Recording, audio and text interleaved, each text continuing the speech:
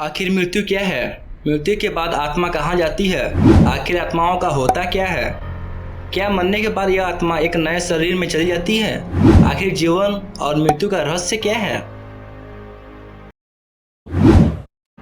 नमस्कार मेरे प्यारे दोस्तों, आप सबको तो मालूम ही होगा कि आज के इस रफ्तार व्यस्त तथा भागदौड़ की दुनिया में इंसान अपने कामों और जिम्मेदारियों से इतना बेचैन होता है कि उनके पास उतना टाइम ही नहीं होता है उन प्रश्न को जानने के लिए जो दुनिया में घटित हो रही हैं, तथा ऐसी भी जानकारियाँ जिनको जानना उन्हें बेहद आवश्यक है।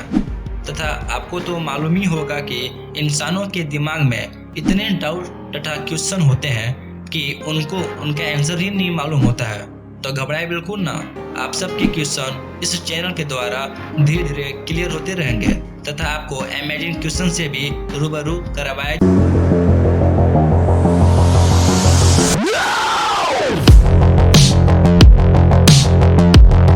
के मन में कभी न कभी यह प्रश्न अवश्य उठता है कि आखिर जीवन और मृत्यु का रहस्य क्या है।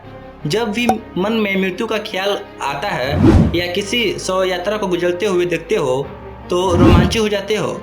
आखिर यह मृत्यु है क्या? क्या होता है मरने के बाद? मृत्यु के विषय में दुनिया भर में अलग अलग तरह की बातें और मान्यताएं प्रचलित है।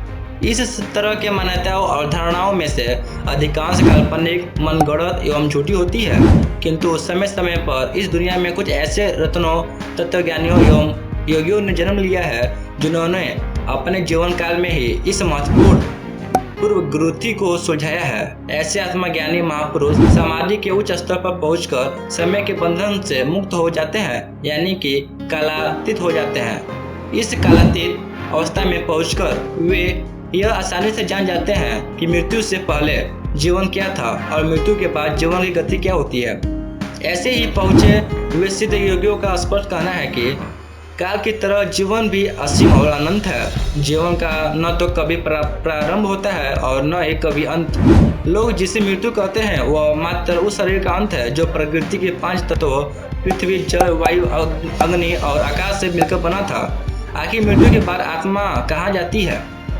ऐसा माना जाता है कि मानव शरीर नश्वर है। जिसने जन्म लिया है उसे एक न एक दिन अपने प्राण त्यागने ही पड़ते हैं। भले ही मनुष्य या कोई अन्य जीवित प्राणी से 100 वर्ष या उससे भी अधिक क्यों न जी ले, लेकिन अंत में उसे अपना शरीर छोड़कर वापस परमात्मा की शरण में जाना ही होता है।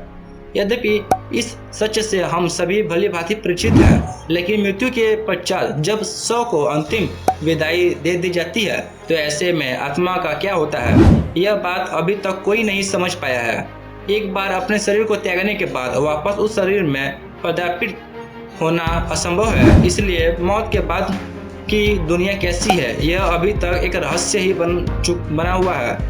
किस्से, कहानियों या फिर अफवाहों में तो मौत के पश्चात आत्मा को मिलने वाली यातनाएं या फिर विशेष सुविधाओं के बारे में तो कई बार सुना जा चुका है, लेकिन पुख्ता तौर पर अभी तक कोई यह नहीं जान पाया है कि क्या वास्तव में इस दुनिया के बाद भी एक ऐसी दुनिया है जहां आत्मा को संरक्षित रखा जाता है।